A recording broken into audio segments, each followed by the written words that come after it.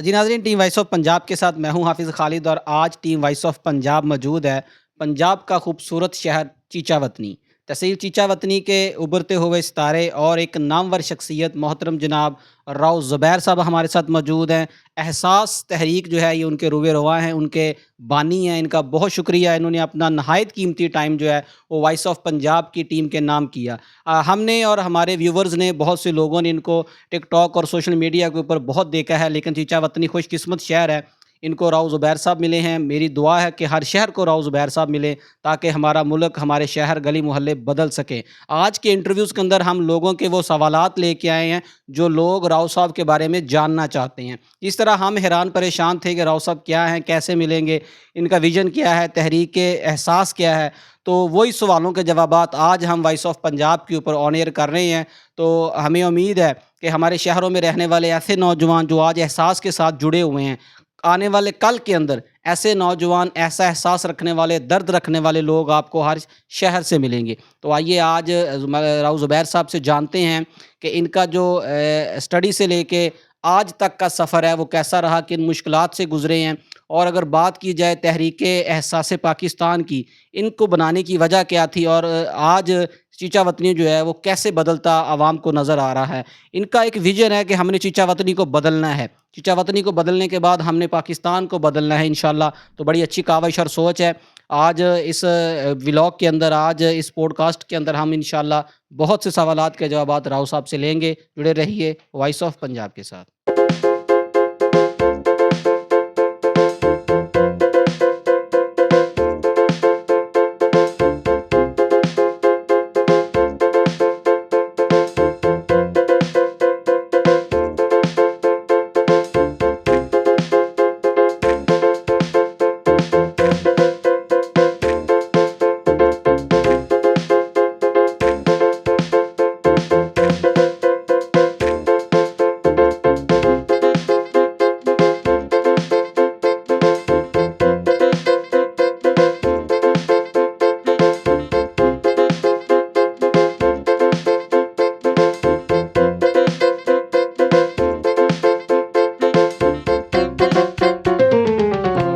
السلام علیکم۔ وعلیکم السلام، آپ سب کیسے ہیں؟ آپ خیریت سے ہیں جی؟ جی الحمدللہ راؤ صاحب، بہت شکریہ، آپ نے اپنا قیمتی ٹائم دیا، ہم نے ٹریول کی، آپ کی ٹیم سے رابطہ کیا، آپ کا ٹائم ملا، ہم خوش قسمت سمجھتے ہیں خود کو کہ آپ نے وائس آف پنجاب کو جو ہے نا وہ ٹائم دیا۔ آپ کو ٹک ٹاک کے اوپر دیکھا، سوشل میڈیا کے اوپر دیکھا، اور بہت واچ کیا ہم نے کہ چیچا وطنی کی تاریخ کو بدلنے کے اندر اگر کوئی چیز نظر آ رہی ہے، کوئی ہمت حوصلہ نظر آ رہا ہے، تو وہ احساس ہے، زبیر صاحب ہیں۔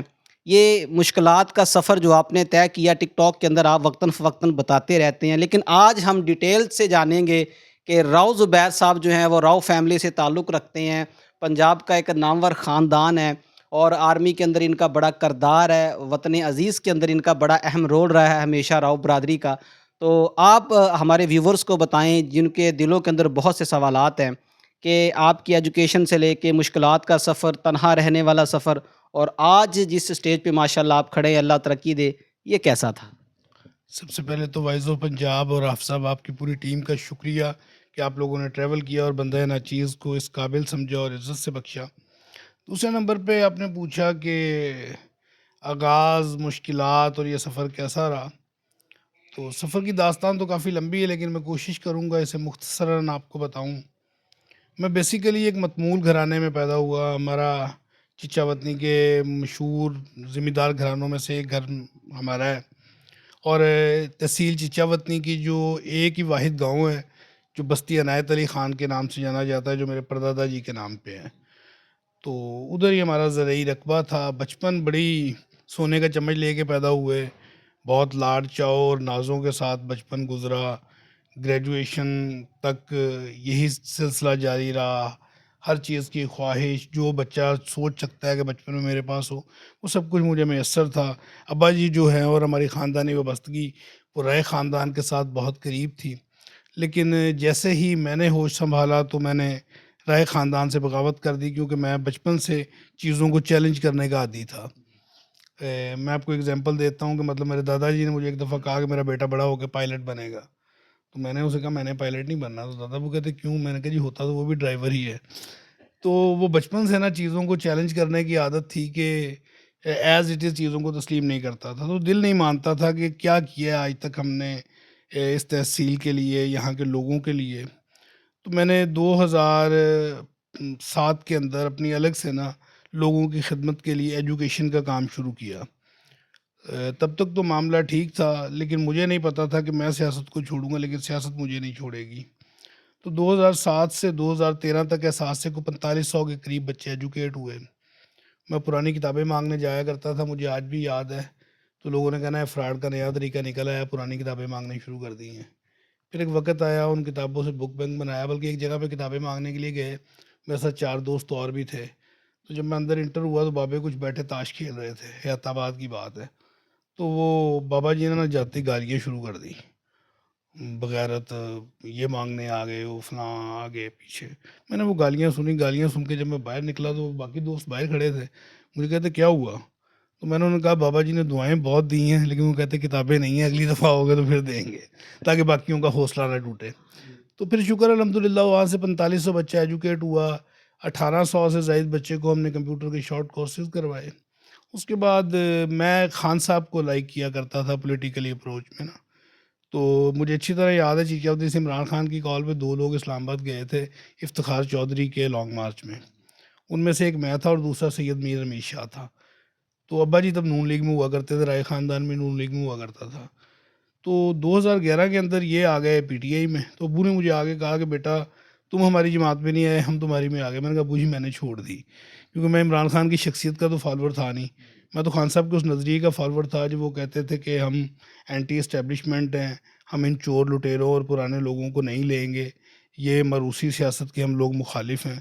جب خان صاحب نے رائے خاندان، شاہ محمود قریشی، جہانگیر ترین، یہ سارے لوگوں کو لے لیا تو پھر کوئی مقصد نہیں رہ گیا تھا ادھر رکنے کا۔ پھر خان صاحب ایک بڑی پارٹی بن کے جیت تو سکتے تھے، لیکن مقصد اچیو نہیں کر سکتے تھے، مقصد گم ہو گیا تھا۔ تو پھر میں نے اپنے سیاسی راستے الگ کر لیے۔ بس سیاسی راستے جب الگ کیے تو پھر وہ رائے خاندان سے جب اعلان بغاوت کی، اس کے بعد پھر آگ کا دریا تھا۔ پھر زندگی میں اتنی مشکلات اور مصائب تھے جو کہ مطلب بیان کرنے لگوں تو شاید میں کتاب لکھ رہا ہوں اپنی، لیکن انشاءاللہ وہ جب میں دنیا میں نہ رہا اس کے بعد آئے گی مارکیٹ میں، کیونکہ اپنے دکھوں کا اس سے پہلے وہ ساری کہانی لکھنا، اس میں نے اپنے متعلق تمام حقائق لکھ رہا ہوں، لیکن میری خواہش یہی ہے کہ وہ کتاب جب دنیا میں نہ ہوں اس کے بعد ہی چھپے۔ تو باقی اس کے ریگارڈنگ آگے جو بھی آپ سوال کرتے جائیں گے اس میں بتاتا جاؤں گا۔ 2013 سے ہم الیکشن کمیشن میں رجسٹرڈ ہوئے، اور اس کے بعد پھر فردر ہمارا آگے سفر چلتا رہا۔ کتاب کا نام راؤ صاحب آپ نے ڈیسائیڈ کیا ہے؟ نہیں، نام بھی نہیں بتانا ابھی ابھی کتاب کا نام بھی نہیں بتانا۔ کتنے صفحات پہ مشتمل ہو؟ ہاں میں اس میں نا کوئی 450 سے زیادہ صفحات لکھ چکا ہوں۔ میں اپنی زندگی میں کیسے سوچتا تھا، میرے سوچنے کا اینگل کیا تھا، اگر وہ میری زندگی میں آ جائے گی تو شاید وہ بہت زیادہ ڈسپیوٹیڈ نہ ہو جائے، تو اس لیے میں نہیں چاہتا وہ میری لائف میں آئے، کیونکہ میں اپنے متعلق اس میں تمام حقائق لکھتا ہوں، کیونکہ انسان کی جو سائیکالوجی ہے نا، میں اس پہ کافی اسے سمجھ گیا ہوں۔ سر پاکستان میں ایک کتاب بین ہوئی تھی، جو ہے نا وہ پارلیمنٹ ہاؤس سے زار حسن تک، جیسے وہ بین ہوئی تھی، آپ کو یہ ڈر تو نہیں ہے کہ کہیں یہ کتاب بین نہ ہو؟ نہیں، مجھے یہ ڈر نہیں ہے، مجھے تو یہ ڈر ہے میرے خلاف جلوس نہ نکلنے شروع ہو جائیں مجھے ایسا کوئی ڈر نہیں ہے کہ وہ بین ہوگی، کیونکہ میں ہمیشہ الفاظ کے چناؤ میں بہت محتاط رہتا ہوں۔ مطلب میں نے اسٹیبلشمنٹ کے متعلق کوئی 10 سال تک بہت ہارش اسٹیٹمنٹس دیے اور آج بھی دیتا ہوں، بٹ انسپائٹ آف دیٹ نہ میرے اوپر کوئی کیس ہو سکتا ہے نہ کوئی اور، کیونکہ وکیل ہوں اور وکیل کو پتہ ہوتا ہے کہ الفاظ میں آپ نے کس اینڈ کو نہیں چھیڑنا۔ راؤ صاحب آپ کے سوشل میڈیا کے اوپر ماشاءاللہ بڑی ویڈیوز پڑی ہیں، بڑے بیانات ہیں، اس میں دیکھا گیا ہے کہ آپ نے ایک ٹف دور گزارا ہے، ایک اچھے خاندان سے، سیاسی خاندان سے تھے، لیکن ان سے علیحدگی اور پھر ٹف دور گزارنا، لاہور میں ایڈوکیٹ بننا، اس کے پیچھے کیا ریزن تھی؟ یہ اتنا مشکل دور آپ کے اوپر کیوں تھا؟ ہمارے گھر میں نا رائے حسن نواز صاحب کا جسچر یوں ہے جس طرح پیر فقیر کا نہیں ہوتا، تو ایسی صورتحال تھی، تو مطلب رائے صاحب نے آ جانا تو ہمارے تو برتن دھلے ہوئے برتنوں کو دوبارہ دھویا جاتا تھا، صوفوں کو دوبارہ صاف کیا جاتا تھا کہ رائے صاحب نے آنا ہے۔ تو میں اس کلچر سے جب باغی ہوا تو آپ امیجن کریں کہ میں نے ابا جی کے پیر خانے کو ہی چیلنج کر دیا، مطلب جن کو ہمارا گھر پیر خانہ مانتا تھا میں انہیں چور مانتا ہوں، میں مانتا ہوں کہ اس تحصیل کی بربادی کے ذمہ دار وہ خاندان ہے، میں مانتا ہوں کہ پاکستان بننے سے پہلے انہوں نے انگریزوں کی غلامی کی تھی، انہیں زمینیں ملی اور پاکستان بننے سے لے کے آج تک انگریز یہ چھوڑ گیا تھا ہمارے لیے ناسور. ہر شہر میں ایسے 2 خاندان بیٹھے ہوئے ہیں جنہوں نے بربادی کی. اب وہ اتنے سخت سٹانس کے بعد ابا جی کے لیے کوئی اور راستہ تھا نہیں, تو انہوں نے مالی طور پہ چونکہ جتنے نرم و نازک ماحول میں پلا تھا, ابا جی کو بھی اندازہ تھا کہ یہ کچھ عرصہ بھی نہیں نکال پائے گا, واپس آ جائے گا. واپس آ جائے گا, توبہ طائب کرے گا اور دوبارہ رائے صاحبان کے پیچھے چل پڑے گا. لیکن وہ میں ڈٹ گیا, اللہ پاک نے ہمت دی مجھے اور میں ڈٹ گیا. اس کے بعد میں نے پھر میکڈونلڈ پہ کلو ممبر کی جاب کی. بلکہ آپ کو ایک مزیدار واقعہ سناتا ہوں جو آج سے پہلے میں نے کہیں بھی نہیں سنایا. میں نا لاہور سیکورٹی گارڈ کی جاب کیا کرتا تھا وادت روڈ پہ. تو وہ رات کو جیسے 2-3 بجنے تو وہ ارد گرد کی دکانوں کے نا 4-5 ہم سیکورٹی گارڈ ہوا کرتے, تو ہم نے اکٹھے ہو کے چائے پینی. تو چائے پہ وہ کسی نے اپنا کو مسئلہ بیان کرنا کہ بجلی نہیں ہے گھر دینے کے لیے, کسی نے کہنا بچوں کا یہ مسئلہ ہے, کسی نے کہنا گھر میں یہ پریشانی ہے. تو جب انہیں مجھ سے پوچھنا کہ تم سناؤ, تو میں نے انہیں کہنا کہ میں نے نا لاہور ہائی کورٹ کا مہنگا وکیل بننا ہے, اور میں نے نا سیاسی جماعت بنانی ہے, میں نے پہلے ایک شہر کو بدلنا ہے, اس کے بعد میں نے ایک ملک کو بدلنا ہے. اچھا انہوں نے میرے منہ پہ تو کچھ نہ کہنا, بعد میں انہوں نے آپس میں ہنسنا کہ یہ نا بندہ ہلا ہوا ہے, پاگل ہے, سیکورٹی گارڈ کی نوکری کر رہا ہے اور باتیں اس کی کتنی بڑی بڑی ہیں. وہ پچھلے دنوں جب اللہ میاں نے راز دے دیے تو میں نے نا وہ لاہور گیا, تو میں نے وہ 2 گارڈز کے نمبر میرے پاس تھے, میں انہیں جا کے ملا. اور وہ ساری باتیں تو وہ مجھے بتا رہے تھے, کہتے ہیں ہم نے بعد میں کہنا ہے کہ پکی بات ہے یہ بندہ ہلا ہوا ہے, اس کے سر میں کوئی چوٹ لگی ہوئی ہے, سیکورٹی گارڈ کی نوکری کر رہا ہے اور کہتا ہے میں نے سیاسی جماعت بنانی ہے, میں نے یہ کرنا ہے, میں نے وہ کرنا ہے. تو زندگی کے بہت سارے اوقات ایسے گزرے, مطلب اوبر پہ گاڑی چلایا کرتا تھا, تو جس نے بیٹھنا نا گاڑی میں سواری نے, اس نے جب اترنا تو اسے وہ 5 اسٹار کا تو کہنا ہی ہوتا تھا کہ 5 اسٹار دیجیے گا, ساتھ اسے اپنا وکالت کا نا کارڈ دینا, اور کارڈ دے کے انہیں کہنا کہ اس دعا کے ساتھ آپ کو کارڈ دے رہا ہوں کہ اللہ کرے آپ کو زندگی میں مجھ سے کوئی کام نہ پڑے, وکیل سے کام پڑنا اچھی چیز نہیں ہوتی. تو وہ چیز لوگوں نے, بہت سارے کلائنٹ ادھر سے آئے, انہوں نے یاد رکھا اس بات کو, جیسے ہی انہیں کام پڑا تو انہوں نے مجھ سے رابطہ کیا. پھر میں نے وکالت بڑی ایمانداری سے کی, مطلب بہت محنت کی ڈیڈیکیشن کے ساتھ. پھر اللہ نے کرم کیا, پھر ہم نے بزنس کیے, بزنس میں اللہ پاک نے سکسیس دی. آج مطلب اگر مجھ سے پوچھے کہ کیا سکسیس ہے, تو چیچا وطنی کے ہزاروں نوجوان, ایک وقت تھا کہ لوگ لڑائیوں کو پسند کرتے تھے, گنڈا گردی کو پسند کرتے تھے. آج چیچا وطنی کی یوتھ میں آپ کو پتہ ہے ٹرینڈ کیا ہے؟ ہر گاؤں کے اندر ویلفیئر فاؤنڈیشنیں بن رہی ہیں, شہر کے اندر نوجوان سوشل ورک کی طرف آ رہے ہیں. چچا وطنی میں اب لوگوں کو سمجھ آ گئی ہے کہ عزت اور رسپیکٹ لینے کا بھی یہی ہے. اور آج چچاوتی میں شکر الحمدللہ, ہینڈ فار ہیومینٹی ہے, پروب ہے, چچاوتی فاؤنڈیشن ہے, ایکتا ہے. اس طرح ہر گاؤں کی سطح پہ آپ دیکھیں بہت سارے بچے بہت اچھا کام کر رہے ہیں. ایک تو نوجوانوں کو مثبت ڈائریکشن دی, دوسرے نمبر پہ احساس کے ٹریک ریکارڈ میں جو سب سے خاص چیز ہے, ہم نے 19 سالہ سفر میں آج تک نہ تھپڑ مارا نہ تھپڑ کھایا, نہ گالی دی نہ گالی سنی. اب یہ پچھلے دنوں جعلی آئی ڈیز بن گئی, آج سے کوئی 6 سال پہلے نا میری کریکٹر اسیسینیشن شروع ہو گئی. جو دنیا کا بےہودہ ترین الزام تھا نا جی, وہ سارے الزام ان جعلی آئی ڈیز سے مجھ پہ لگائے گئے. جعلی آئی ڈیز آپ کے نام سے بنی تھی, احساس کے نام سے بنی تھی؟ نہیں, میرے نام کی تو ابھی بھی آپ سرچ کریں گے تو پتہ نہیں کتنی مل جائیں گی, اس سے تو فرق ہی نہیں پڑتا. تو وہ بنائی تھی مختلف لوگوں نے, آپ کو ٹارگٹ کیا تھا ٹارگٹ کرنے کے لیے, اس میں بےہودہ اور گھٹیا ترین الزام لگائے. تو مجھے دوستوں نے آگے کہنا کہ آپ ان کا جواب نہیں دیتے, آپ غصہ نہیں کرتے, آپ کو غصہ نہیں آتا. تو میں نے ایک دن بدر وغیرہ سارے بیٹھے ہوئے تھے, میں نے اسے کہا بیٹا یہ سارے الزامات اگر سچ بھی ہو تو کیا فرق پڑتا ہے؟ اول تو یہ جھوٹ ہے, اگر یہ سچ بھی ہو تو کیا فرق پڑتا ہے؟ ان سارے الزامات میں جو خوشائن چیز یہ ہے کہ انہوں نے احساس پہ کوئی بات نہیں کی. آپ نے شخصیت پہ برداشت کر لیا لیکن احساس پہ برداشت. میری شخصیت پہ تو معافی ہے نا, وہ تو اللہ اعلان معافی ہے. میری شخصیت کے متعلق تو جو مرضی کرے, میں انسان ہوں, آپ بھی انسان ہیں, اور انسانوں کے متعلق تو بات کوئی بھی کی جا سکتی ہے اگر ان باتوں کی وضاحت دے دیں. احساس کے نظریے کا ایک بنیادی نقطہ ہے جو ہم نے ڈیفائن کر دیا ہوا ہے کہ نہ ہم ذاتی اور شخصی تنقید کریں گے, نہ ہم ذاتی اور شخصی تنقید کا جواب دیں گے. اویس بھائی گئے پریس کلب نا ایک دفعہ, کافی دیر پرانی بات ہے, تو ایک صحافی نے سوال کیے کو میری ذات کے متعلق کہ اس کے ابا جی یوں تھے, یہ فلاں تھا یوں. اویس صاحب صدر تھے تب تحریک کے, وہ سارے سوال سنتے رہے. سوال سننے کے بعد انہوں نے کہا کہ میں نے جو اوتھ دیا ہے نا جی, وہ نظریہ احساس کا دیا ہے. میں راؤ زبیر کا ایڈوکیٹ نہیں ہوں. آپ نے اگر مجھ سے سوال کرنا ہے تو مجھ سے احساس کے بابت سوال کریں کہ احساس نے یہ غلط کیا ہے. میں بطور پریزیڈنٹ آپ کو جواب دوں گا. اگر آپ کا مسئلہ اسپیسیفک راؤ زبیر سے ہے تو وہ بیٹھے ہوئے ہیں بھائی، ان سے جا کے سوال کر لیں، وہ آپ کو جواب دے دیں گے. آپ نے تحریک احساس پاکستان چیچا وطنی کے اندر اس کا آغاز کیا، اس کو بنایا، 19 سالہ سفر آپ نے ماشاءاللہ ایک طے کیا ہے. مشکلات بہت سی آئی ہوں گی. کون سے دوست ہیں جو آپ کے ساتھ حوصلہ دینے والے کھڑے ہوئے تھے؟ بہت لمبی فہرست ہے. مطلب ایک ممبر ہے میرا، میں آپ کو بہت سارے لوگوں کو تو لوگ جانتے ہیں، بدر کو جانتے ہوں گے، مہران کو، بہت سارے ایسے سپاہی ہیں بیچارے جن کا نام بھی کوئی نہیں جانتا. میرا ایک ممبر ہے راجہ طیب، منڈی میں آج بھی پھڑی لگاتا ہے. تو اس وقت احساس کا پارٹی فنڈ ہوا کرتا تھا 200 روپیہ ماہانہ. تو 16 ماہ کے لیے ہمارا دفتر بھی خالی کروا لیا، کوئی رائےوں کے خلاف تقریر کی، انہوں نے دفتر ہی خالی کروا لیا. اب دفتر ہی کوئی نہیں تھا تو پارٹی کا فنڈ کلیکشن کا سسٹم بھی ختم ہو گیا.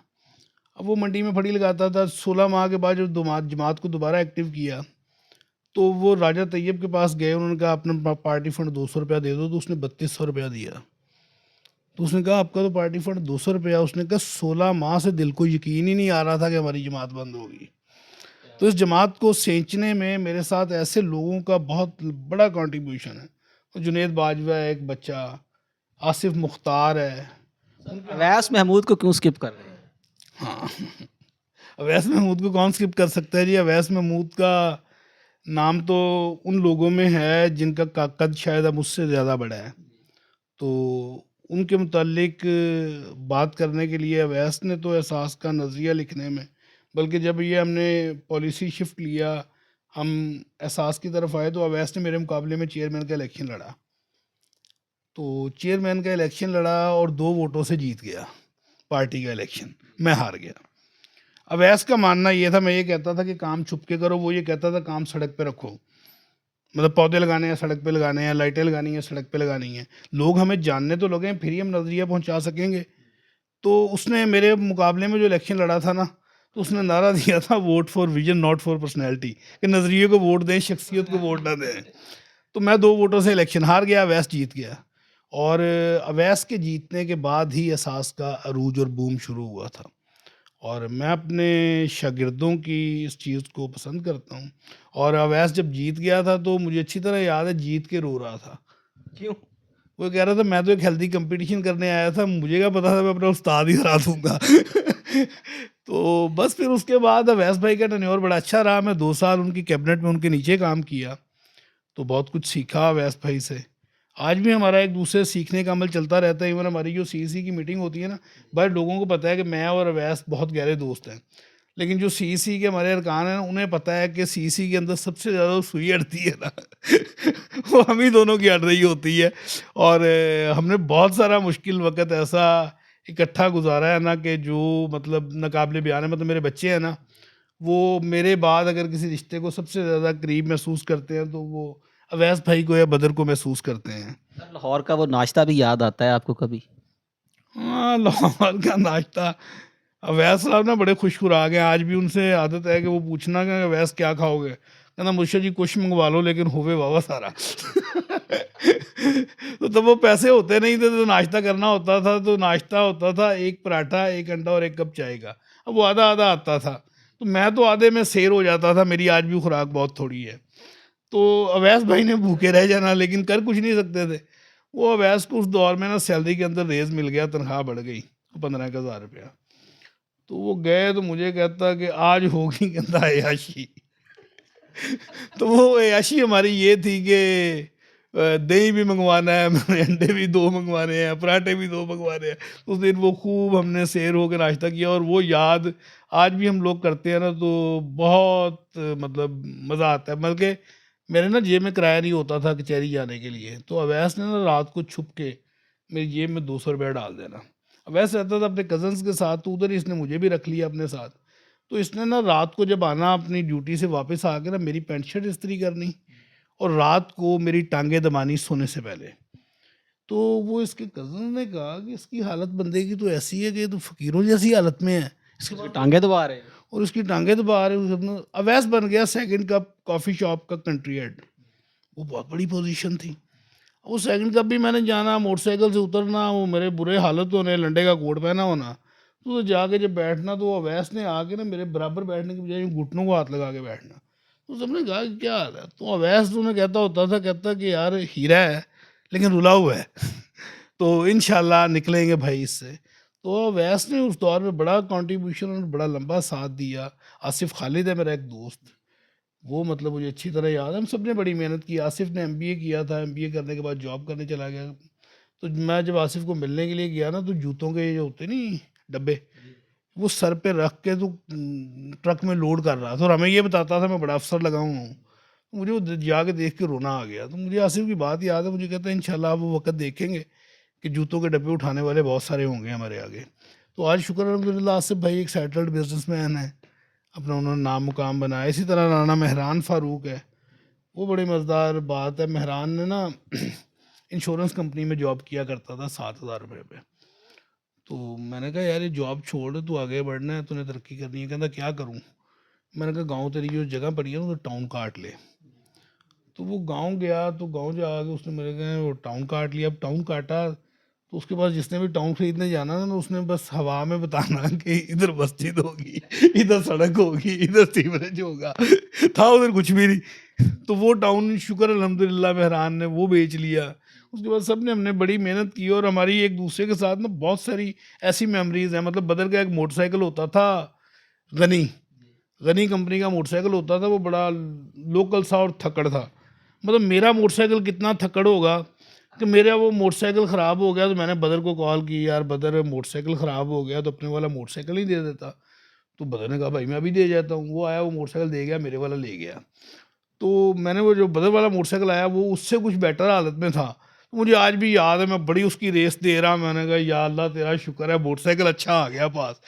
وہ اب وہ غنی ہم نے اپنی نشانی کے طور پہ وہ دونوں موٹر سائیکل رکھے ہوئے ہیں. کبھی کبھی ہم انہیں دیکھتے ہیں کہ ایک وقت یہ بھی تھا کہ ان چیزوں پہ تھے ہم. تو گاڑی کا تو کنسیپٹ ہی نہیں تھا. اٹھو بصیرت کی آنکھ کھولو، یہ سامراجی نظام بدلو.